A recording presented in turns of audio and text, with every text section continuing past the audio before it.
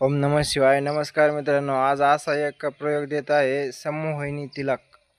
म्हणजे आपण जिथं जिथं ज्या ज्या ठिकाणी जाऊ तो तिलक लावून तिथं तिथले लोक म्हणजे आपल्यावर समोहित होतील.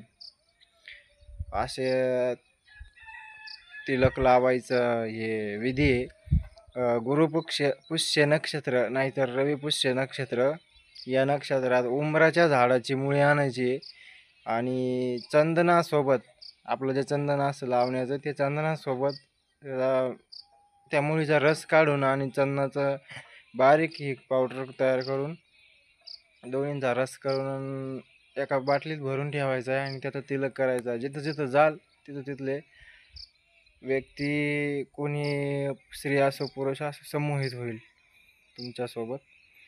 आणि व्हिडिओ आवडल्यास लाईक करा, शेअर करा आणि सबस्क्राईब करा की जेणेकरून नवीन नवीन मंत्रतंत्राचे व्हिडिओ तुमच्यापर्यंत पोहोचतील.